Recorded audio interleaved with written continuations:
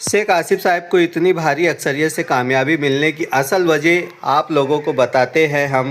उसकी असल वजह शेख आसिफ को कामयाबी मिलने की यह है कि डिफेंस कमेटी जो बनाई गई एसआईटी के ख़िलाफ़, ये कमेटी जो है जन्म दाखिले मामले पर जो इंक्वायरी बैठाई गई थी किरीट सोमैया की तरफ से, वो इंक्वायरी के ख़िलाफ़ डिफेंस कमेटी बनाई गई थी और कई लोगों को एसआईटी ने अपनी जद में लिया था। इंक्वायरी के अंदर कई लोगों को जेल की सलाखों के पीछे जाना पड़ा था, लेकिन शेख आसिफ और मुस्तकीम साहब की जद्दोजहद से जो लोग अंदर गए थे उनकी रहनुमाई की गई और उसके बदले में मालेगांव शहर को बीजेपी का डर बताकर, एसआईआर बताकर, बीजेपी का डर बताकर मालेगांव के ऊपर जुल्म होगा ऐसा बताया गया। मुसलमानों के दिमाग को बनाया गया कि अगर हमारा महापौर, हमारा मेयर अगर मालेगांव महानगर पालिका में बैठता है और भारी अक्सरियत से इस्लाम पार्टी आती है तो हम लोग आपकी मदद करेंगे। डिफेंस कमेटी के लोगों ने ये वादा किया था कि मालेगांव शहर के अंदर जो बीजेपी जुल्म कर रही है उसे रोकेगी। इस्लाम पार्टी का जादू चल गया और 35 सीटों से कामयाबी हासिल कर लिया। आइए सुनते हैं शेख आसिफ के उसी बयान को और देखते हैं क्या कुछ कहा। कारपोरेशन पे मेयर होगा, इख्तियार हमारा अपना होगा, तो ये शहर के लोगों का मुकम्मल सर्वे हो, इस बात का ख्याल रखा जाएगा और आप लोगों की मदद करने का काम। मुद्दे तो छोड़ रहे हैं, उनको समझता है कि अच्छाई और बुराई पे अगर मैं इलेक्शन लड़ा तो मेरे दो साथी जेल के अंदर, फिर वो बाहर निकलेंगे हमारी बातें। 21 नंबर के बाद मंत्री मालेगांव शहर आते हैं गिरीश महाजन साहब, और वो इस बात का ऐलान करते हैं कि 22 सीट हिंदू भाई चुनकर हमको दे दो बीजेपी की, हम इस शहर के अंदर मेयर बनाएंगे। हमारी लड़ाई उन लोगों से, हमारी सेकुलर फ्रंट की लड़ाई फिरकापरस्त ताकतों से है और ये लड़ाई आज से हमने शुरू की ऐसा नहीं है। पार्लियामेंट का इलेक्शन हुआ, असेंबली का इलेक्शन हुआ, उसके बाद ये शहर को निशाना बनाने की जब शुरुआत हुई, जब हम पे इल्जाम रोहिंग्या बांग्लादेशी का आया, जब एसआईटी बनी, 3400 मुसलमानों की इंक्वायरी हुई जन्म दाखिले की, तो हम लोगों ने माइनॉरिटी डिफेंस कमेटी बनाई, समाजवादी पार्टी और हमारी पार्टी ने मिलकर, और ये लड़ाई को आज भी हम लोग लड़ रहे हैं। कई हमारी मां बहनें जेल जाकर आ गई, हमारी एक बहन आज भी जेल में है, कई नौजवान साथी आज भी जेल के अंदर है, और वो लड़ाई हम लोग लड़ रहे हैं वो फिरका परस्त ताकतों से और बीजेपी की हुकूमत से, एसआईटी के खिलाफ में हम लोग वो लड़ाई को लड़ रहे हैं। ये 1 साल से हमारी लड़ाई जारी है और यही लड़ाई को मजबूती के साथ लड़ना पड़ेगा। ये रोड गडर की बात तो मैं नहीं करूंगा, खास तौर पर राजानगर और इस वार्ड की आवाम, हमारी मां और बहनें इस बात को समझे, बहुत मजबूती से लड़ना पड़ेगा।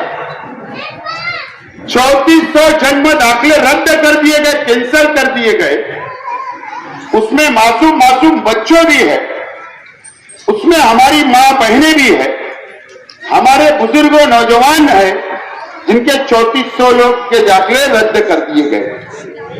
अगर जन्म दाखिला हमारे पास नहीं होगा तो हमारे बच्चे का एडमिशन नहीं होगा, जन्म दाखिला नहीं होगा तो हमारे पास ये सबूत नहीं होगा कि हम हिंदुस्तानी हैं। और बीजेपी फिरकापरस्त पार्टी यही चाहती है कि कारपोरेशन में मेयर बनाकर 3400 जन्म दाखिले की इंक्वायरी हुई, अब पूरे शहर की इंक्वायरी हो जाए, सबकी इंक्वायरी करना चाहती है बीजेपी, ये बात आप लोग समझ लें। और जहां जन्म दाखिले अगर रद्द कर दिए गए, हमारे ऊपर केसेस होगी, पुलिस इंक्वायरी होगी, जेल में डाल दिया जाएगा। इसके लिए आज जरूरत इस बात की है कि सेकुलर फ्रंट का मेयर, सेकुलर फ्रंट की मेजॉरिटी वहां पर होना जरूरी है ताकि फिरका परस्तों से हम लड़ सके और हमारे शहर के मुसलमानों की हिफाजत कर सके, उनके जन्म दाखिले दोबारा शुरू किए जा सके, जन्म दाखिले की इंक्वायरी ना हो। हम आपकी हिफाजत करने के लिए आज ये लड़ाई लड़ रहे हैं और कारपोरेशन का इलेक्शन लड़ रहे हैं। एफआईआर लगने वाला है। खास तौर पर ये बात आप लोग समझे, हमारे मुखालिफ पार्टियां इलेक्शन किस अंदाज से लड़ रही है, हमें उससे कोई लेना देना नहीं। हमारा एक मकसद है, ये मस्जिद और मीनारों का शहर, ये खानकाहों का शहर, ये मुसलमानों का शहर। हिंदुस्तान की 10 रियासतों में एफआईआर चल रहा है। बिहार के अंदर एफआईआर का सर्वे हुआ, 70 लाख मुसलमानों का नाम यादी से काट दिया गया। अभी भी 10 रियासतों में सर्वे चल रहा है। आज की न्यूज है, आज फैसला हुकूमत ने की कि जनगणना, हमारे एक एक बच्चे का, हिंदुस्तान की हर आबादी का सर्वे किया जाने वाला है। वो सर्वे अलग होगा, बीच में एफआईआर का सर्वे होगा और ये एफआईआर का सर्वे शेख आसिफ का, उसके मेरे बच्चों का भी होगा और आपके बच्चों का भी एफआईआर का सर्वे होगा। आपसे सबूत मांगे जाएंगे, आपसे 2002 की यादी मांगी जाएगी, वोटर लिस्ट, आपसे आज की यादी मांगी जाएगी, आपके बच्चों के जन्म दाखिले, आपके जन्म दाखिले मांगे जाएंगे सबूत के तौर पर।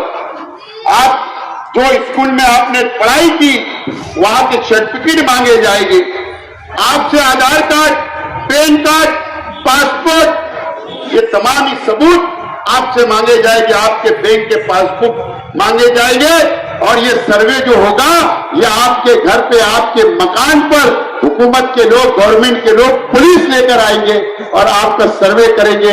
अगर आपने वो सबूत नहीं पेश कर सके तो आपका नाम भी वो यादी से काट दिया जाएगा और उसके बाद इस मुल्कों के अंदर जब सर्वे मुकम्मल होगा, महाराष्ट्र में होगा, हमारे शहर में होगा, तो एनआरसी कानून लागू कर दिया जाएगा। और जिस तरीके से एसआईटी बनाई गई हमारे खिलाफ, बांग्लादेशी का इल्जाम हम पे लगा, 3400 लोग के जन्म दाखिले रद्द हो गए, 3400 लोगों पर केसेस हो गई, इसी तरीके से एनआरसी लगेगा और हजारों नहीं बल्कि लाखों करोड़ों लोग इस हिंदुस्तान के, उनको जेल के अंदर भेजने की साजिश ये बीजेपी और आरएसएस ने की है। इसीलिए वो ये चाहते हैं कि मालेगांव को निशाना बनाना है और मालेगांव को निशाना इसके लिए बनाना है कि यहां के मुसलमानों ने पार्लियामेंट के इलेक्शन के अंदर शोभा बच्चाओं को वोट दिया 2 लाख, उससे बदला हम लोगों से लेना चाहती है और इसके लिए बीजेपी ये चाहती है कि उनका मेयर बन जाए और सर्वे उनके मुताबिक हो। ये बात आप लोगों को समझना पड़ेगी। कौन मदद करने आएगा? हम वादा करने में आया हुआ है राजानगर की आवाम से, इस वार्ड की आवाम से, कि यही हमारे उम्मीदवार, यही हमारे जो कार्यकर्ता आज आपके सामने खड़े हैं, बैठे हैं, यही हम लोग बैठकर यहां पर टेबल लगाकर आप लोगों का सर्वे मुकम्मल कराने का मैं वादा करने के लिए आया हूं।